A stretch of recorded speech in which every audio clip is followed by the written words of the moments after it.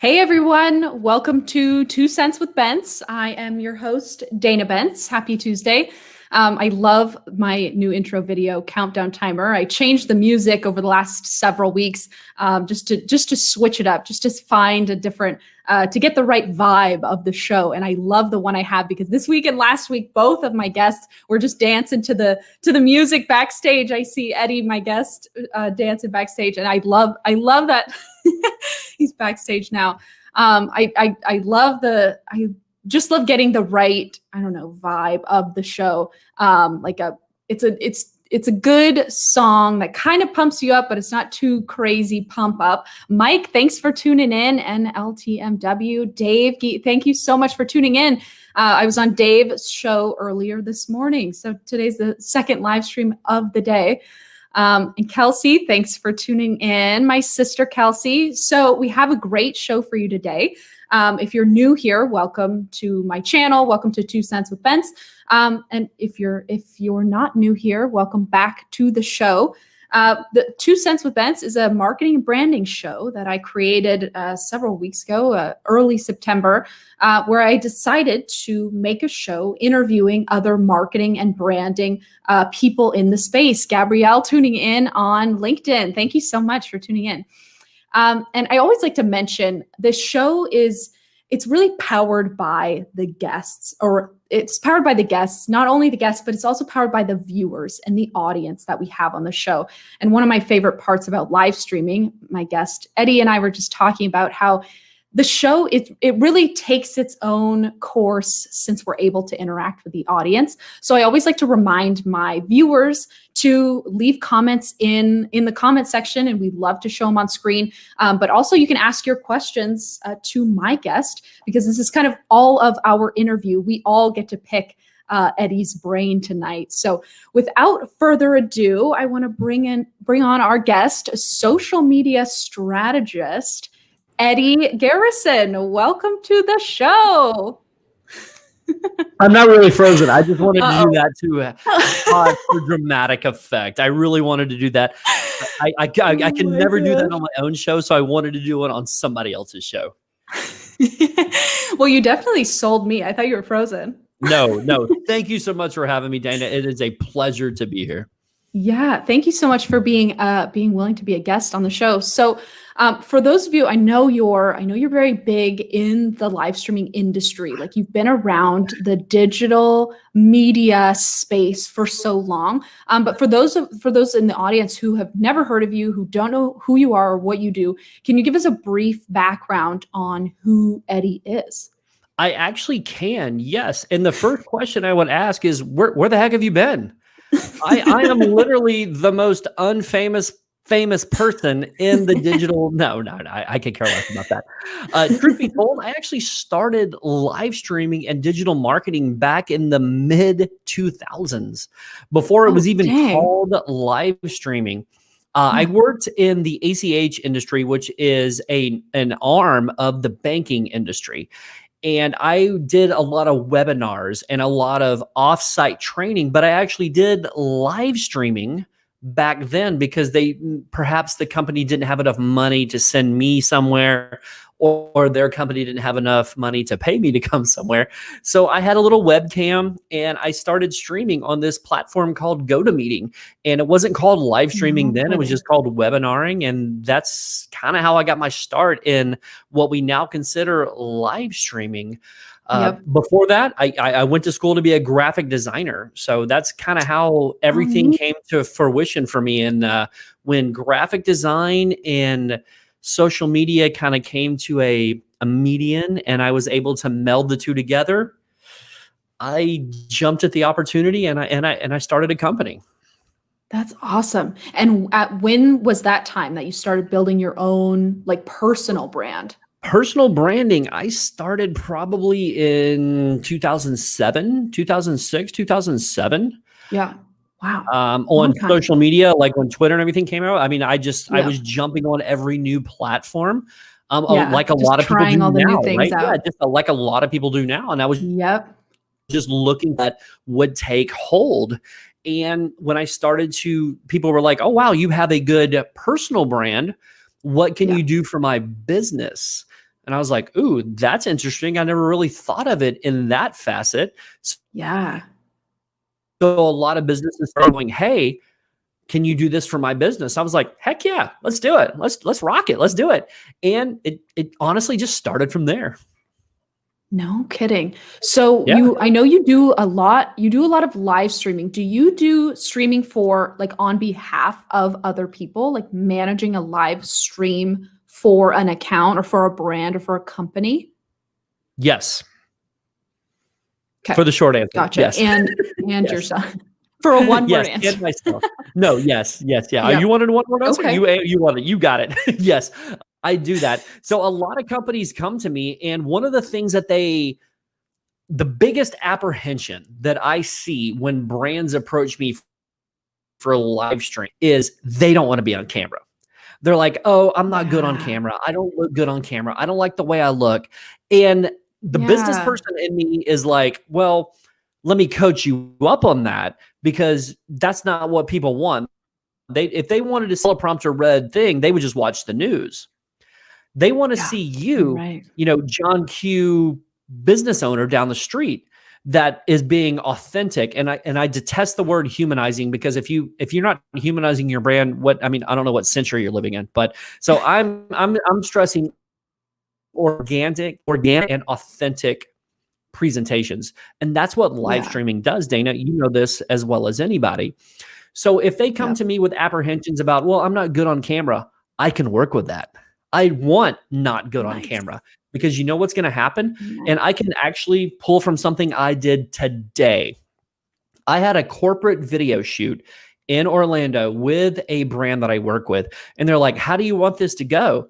I said, I'm going to let you dictate how this goes. And I know we're not talking about live streaming, but this can actually benefit people that do live streaming, because it needs to be a conversation. It needs to be a teleprompter read presentation. Yes, it looks good and everybody looks at it. And yes, oh my God, it looks so much better than mine. But guess what? They've done 1,000 before you. So don't worry about that. What people need to realize is people want to look at you as a human being. So if you can be authentic to them, if you can be organic with them, like they're just having a conversation with you, like you and I are having right now, Dana, this is what people want to see. Even from brands, not just from personal brands, but from, Joe's Pizza Shop down the road, Bill's Oil and Tire. No, but it works. Bill's Oil and Tire change down the street. That's what they want to see. I think that gets lost a lot of times. Yep.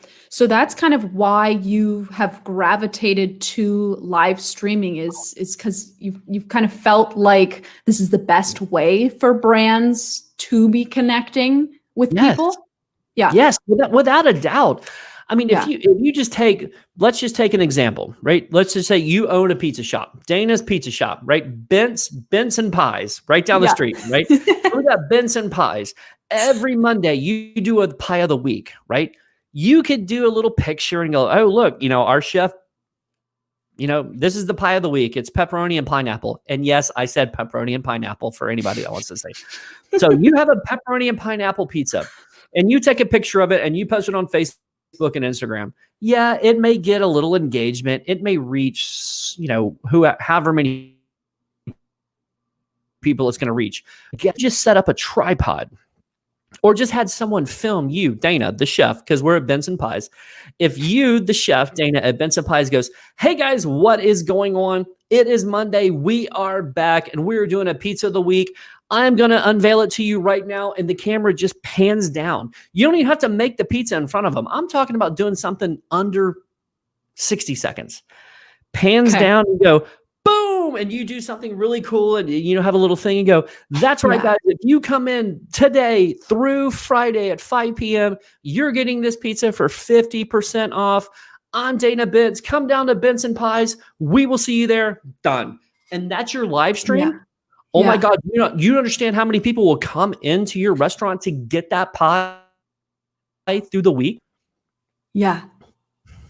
Perfectionism is out. Authenticity. Yep. The authenticity is in. That's so true. So easy for us to say. And that's why live streaming is such a great way to be so authentic. So for brands who are just starting out on their content marketing journey, like you've become this expert in the digital age or the social media industry. So for brands that are just brand new, what would your advice be to someone who's just starting out building their personal brand? 4 key points. Consistent. Okay. Let's take notes. Strategic. Quality. Content. Done. That's it. You need to be consistent with your content. And what I mean by consistency is if you're going to post and know what you can post. So if you can only post once a week, only post once a week. If you can post every day, post every day. I liken consistency with your favorite television program. You know that every Monday night at 8 p.m., your favorite television show is coming on. Do you know why you know it's coming on? Because they're consistent with airing that show. Yeah. That's number one. Every single week. Strategic plays into the timing. Exactly. Strategic plays into the timing. I don't know everybody's business out there. I don't know the niche. I don't know the industry that they're in, but I do know this. Most people use Facebook between 11 a.m. and 1 p.m. And then they also use it from 6 p.m. to 9 p.m. So that's strategic. You want to make sure. What time zone is that in? It doesn't matter. Doesn't matter. It's localized. You're in. Oh, I see. It's localized to your time zone. So if you're in California at noon, it's 3 p.m. here in the real time zone. I mean the East Coast. But if you're in California, it's 9 in the morning. So you have to be wary of that. So if you're a national brand, you have to be wary of your time zones. But that doesn't detract from what I'm saying. Most people either get up in the morning and check their phone. They may be not going on Facebook, but I guarantee you 90% of the people that you're trying to reach, when they go to lunch from 11 a.m. to 1 p.m. are going to check their phones, and their first place they're going is Facebook. So you need to be posting somewhere between 11 a.m. and 1 p.m. specific to your time zone. On the other side, you need to be posting from 6 p.m. to 6 p.m. to 8 p.m. because that's when most people are watching prime time television or Netflix or whatever they're watching. So they're going to go online and talk about that. So the best time to catch people are on those times. Mm-hmm. So we've gone consistent, strategic, quality. We're to quality. Make sure your stuff looks good. Okay. Yeah. If you're talking about the chicken wing, the boneless chicken wings that you're going to be selling on Tuesday night for half off, do not post a picture of bone-in chicken wings. Do you know how many times I've seen that? I'm talking about major chains, Buffalo Wild Wings, Hooters.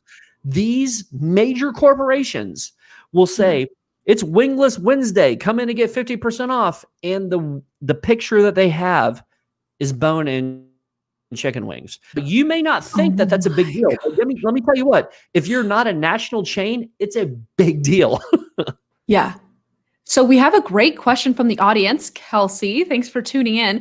Eddie, how did you figure out these live streaming tips? Was it trial and error? That's a great question. So where'd you come up with all this stuff? The sisters Bentz coming in. Yes. So I know. Kelsey, great question, obviously. Yes, it is trial and error. Because let me tell you this. One of my big things when I'm talking about live streaming, regardless of the consistent strategic quality content, when you're talking about live streaming, it comes into another set of rules that I have. And the first thing that I want to stress to people that are getting into live streaming is you do not need to have all of this. You don't. Yeah.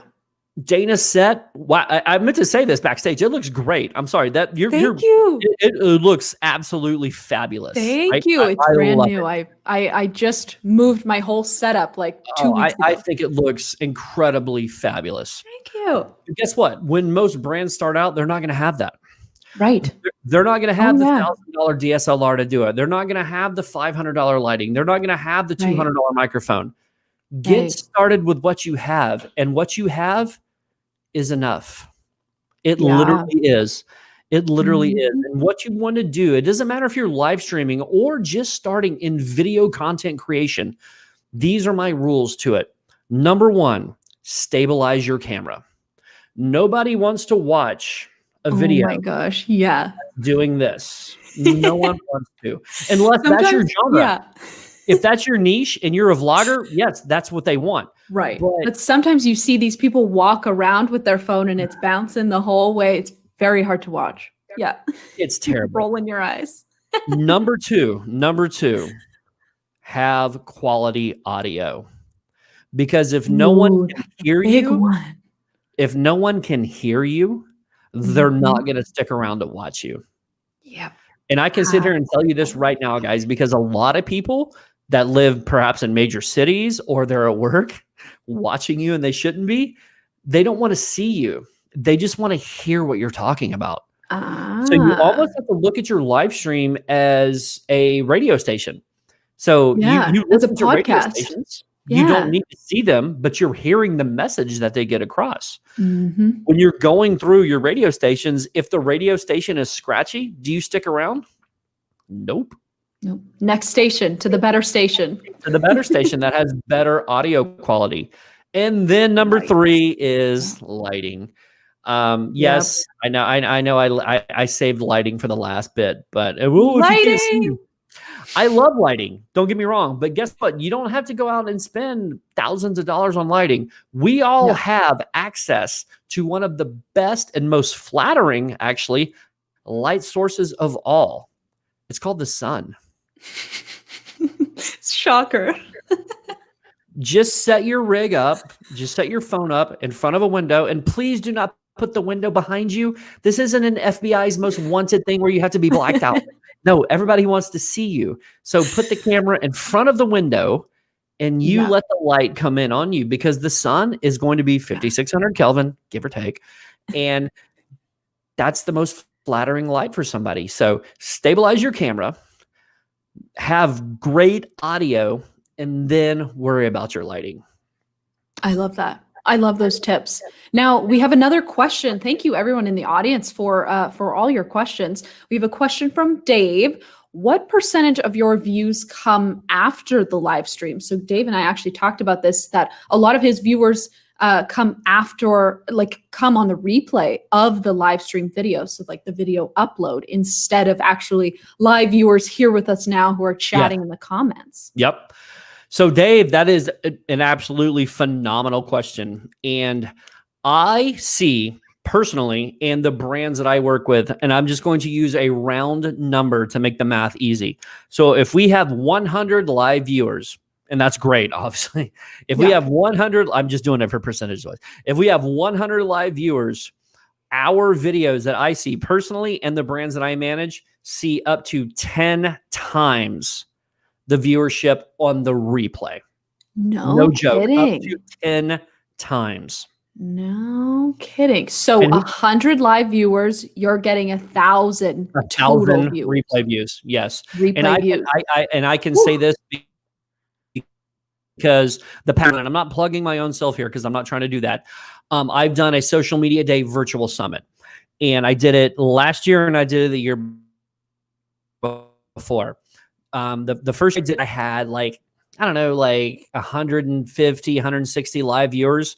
That video now has over 1 million views. Now I know that's 2 years, but this year's, and I say this year is 2020, virtual social media day virtual summit. Damn, you think I could say that better? Had about 100. It had less. It had about 79 live viewers, but we're already over 600,000 replays. Wow, 600,000. Yes, the biggest thing, Dave, is what you need to realize is with your live streaming. Yes, live streaming is imperfect. Live streaming is very, you see what I did just there? If I was doing this for my YouTube video, I would edit that out, right? So that's not what people are looking at live streams for. But the two things that I think people don't realize about live streaming is, one, you can repurpose that and post it on your YouTube, or you can cut it up into little segments, or you can put it on Instagram, everything. The biggest thing that I think that people do not realize about live streaming, specifically when it comes to Facebook Live, is the comment section. Everyone neglects the comments section. Now, let's just say, for instance, that this live stream has 50 comments when it's done. Dana, I know, is going to go back and answer those comments, but most people don't. Now, what you need to do is literally go back and answer every single comment that comes in on your live stream. It doesn't matter even if it's not a question. I don't care. If it's a question, it doesn't matter. Just say, hey, thanks for chiming in, Gabe. Done. Doesn't matter. Yeah. Because the way that the Facebook algorithm works is they use ranking signals. The highest ranking signal that they actually give a numeric value to is shares. Number 2 is comments. So let's just say, Dana, that you get 50 comments on your show tonight, right? If you go back and answer all 50 comments, guess what? The algorithm, not 50 comments, it sees 100 comments. It doesn't matter if it comes from you. It doesn't matter if it comes from me. It doesn't matter if it comes from Gabriel. All that it sees is a mathematical equation that says, whoa, wait a minute. This live stream just got 100 comments. We need to push it to more people. Boom. I see. So it's adding up all your engagements for total engagements. And now that's how the algorithms like push it out to more. The algorithm is nothing more than a mathematical equation. If anyone tells you anything different, they are telling you and selling you a lie. Yikes. That's interesting. So I want to talk, I'm really excited about this next segment of my show. So I did for the very first time, Dave says, great point. It's easy to not take the time to respond. Yeah. Didn't realize the impact of the algorithm. Neither did I. Like, it's so easy to just answer the question. It's huge on Facebook. I am not a YouTube guy. I mean, I have a YouTube channel, but when it comes to Facebook, yes, it is on massive. Facebook. It is massive. That's interesting. So for this week is the first week I did this. I posted a tweet on my Twitter, and you can follow me there if you want to do this for the next show. But I asked my Twitter followers what they wanted to ask from EDDIE, and we have a screenshot to show the comments. So it's a little bit different. It's for all the people who can't make it to the live show, but they still want to like interact, to be able to interact with you, EDDIE. And yes, I'm married. Not that anyone would say that. So the question is, which social media platform is the best to build your personal brand if your goal is to monetize knowledge? All right. Interesting. So I love this, and I will not pretend to be able to pronounce her first name. Because it looks very similar to not what should be said.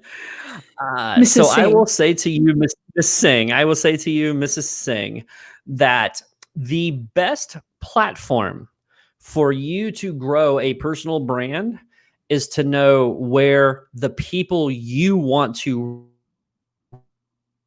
reach are. So if you want to reach a certain sect of people, and I didn't say sex, I meant sect, like SECT, right? So if you want to reach a certain demographic of people, or if you want to reach a certain genre of people. You need to understand where they interact most. That could be on Twitter. That could be on Facebook. That could be on YouTube. That could be on any plethora of social media platforms.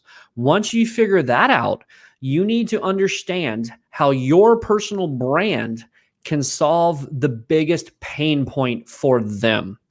Once you figure those two things out, you can then craft content on that platform explaining to them how you or your brand or your product or your service solves that pain point. Interesting. And that's how you monetize. And monetization is a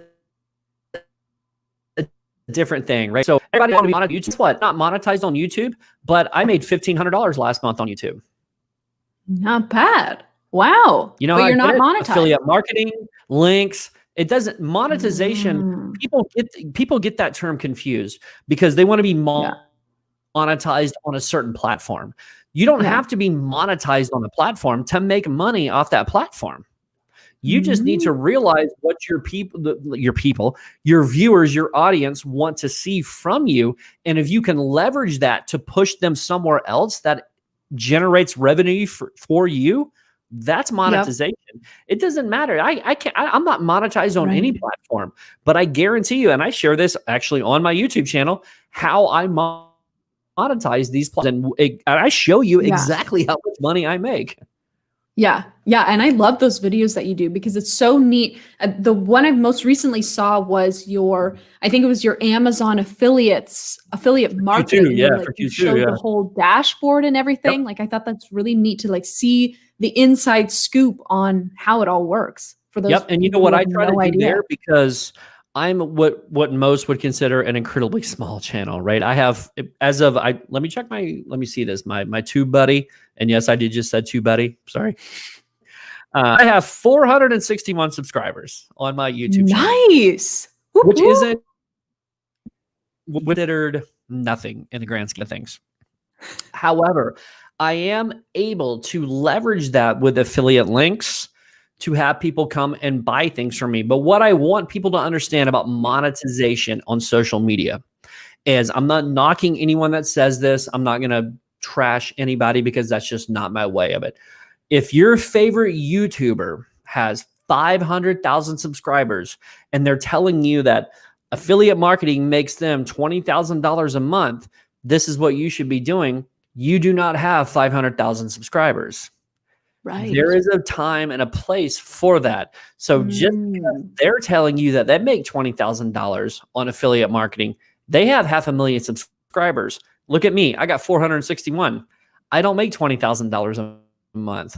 That's what I'm trying to portray to people about monetization, specifically through affiliate marketing. Interesting. Okay. So we're almost out of time, but I really like asking this question to my guests, especially someone like you who is a strategist, like a social media, like you know what's going on social media. You know how to, you know how to decode the algorithm. But what would you say is a common mistake that you come across from companies or brands or personalized brands? What would be the biggest mistake or a really common mistake that people can avoid? I'm going to back up from the mic right now because I want to make a point.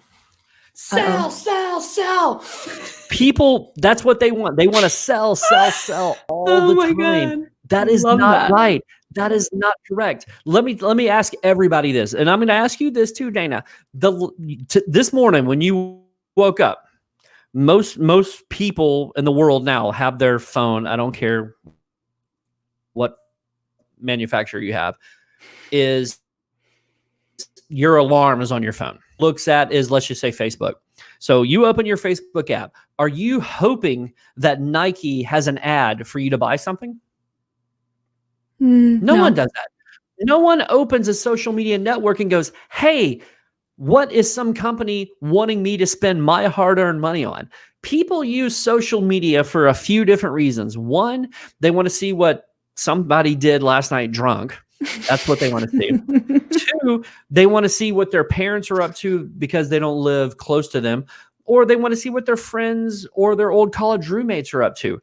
They're using it for, let me get a drum roll here, to be social. Yeah. Social media is Not to social. sell. The biggest thing that I see that companies make, and even the ones that I work with, and even massive companies, they sell all the time, and that is incorrect. If you want to have a successful social media presence for your personal brand, your business brand, it does not matter. What you do is you need to hit one of these E's. Your content either needs to be engaging,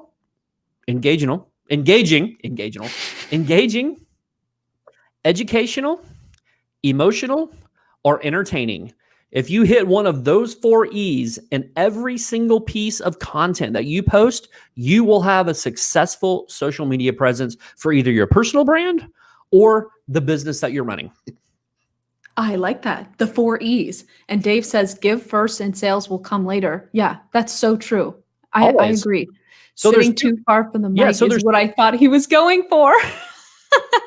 That is a problem, Ross. Yeah, and No, Ross, thanks for tuning in. No, that's Stream Boss Ross. That's Stream Boss Ross right there. No, I wanted to go. I didn't want to scream into the mic, Ross. I am not Howard Stern. I am not Howard Stern. Okay, so I said think that was going to be my last question, but Okay. I have one other question for you, Eddie. I'm really curious for my own personal brand. How often are you supposed to be posting to all these social media platforms? Like, what's the key? Man. Yeah, so an easy question to end the interview. That's awesome. So, yeah. We'll be here another 30 minutes. There is no blanket statement for that. Okay. The biggest thing that I do, I'm going to tell you this I'll do full disclosure. When I bring on, let's just say, Dana, that you owned a pizza shop, right? And I'm thinking about pizza if no one actually has thought of it. Pineapple So pizza. Dana has, Benson Pies. I said Benson Pies. So Benson Pies is down the street. It's a catchy title. Uh-oh, Eddie, you cut out. Uh-oh. Can you hear me?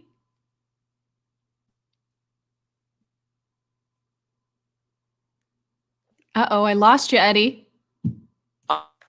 I'm back. Oh, I think so. Yep, you're back. Did he freeze on purpose again? LOL. Did he freeze on purpose again? I don't know. Are you back? Thank you for saying that. Thank you for saying that, because I did that. I am back. Okay, you're back. So this is kind of my rule.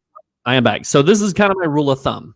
Facebook, I do believe every day, at least once a day. And you need to look at those strategic times. Yes, they are going to change.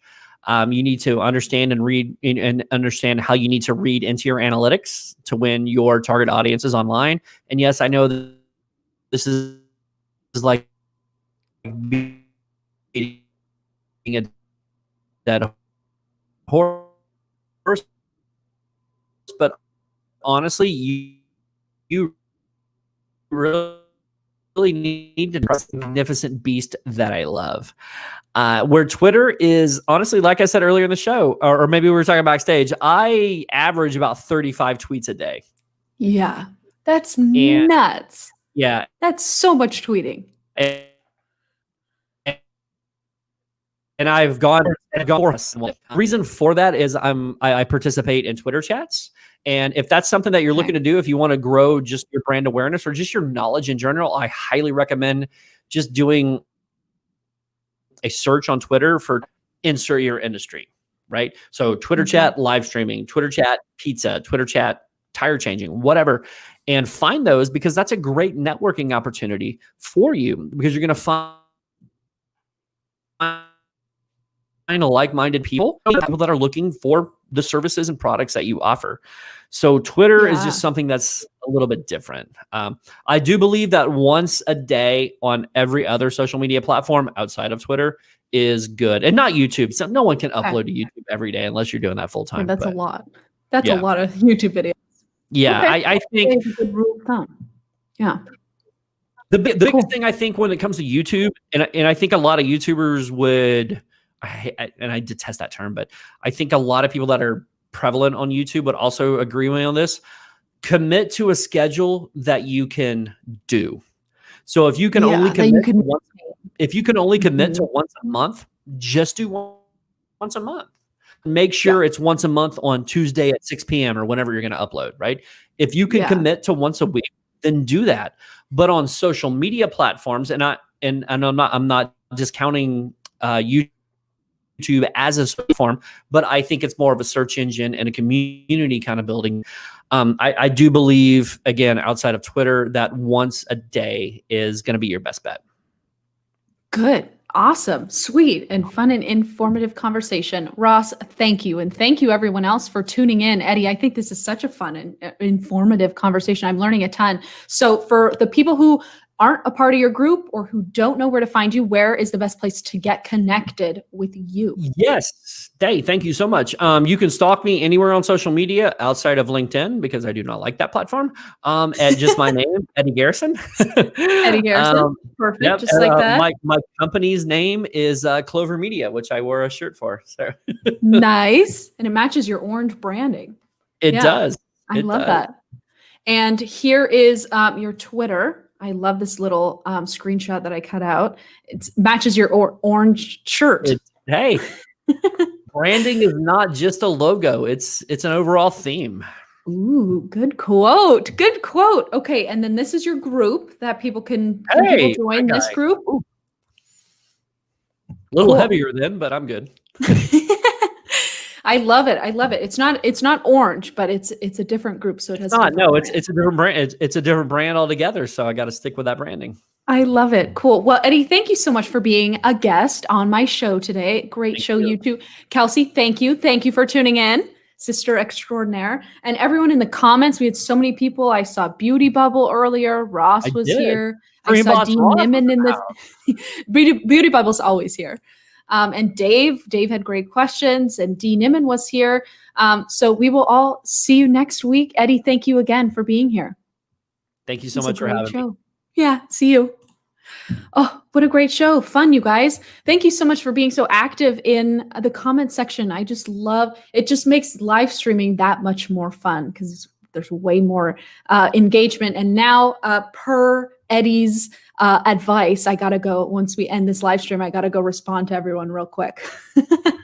But thank you again, everyone. Big thanks to Eddie. Shout out to Eddie. Please follow him on all the social media channels except for LinkedIn. And we will see you next week. Thanks, everyone.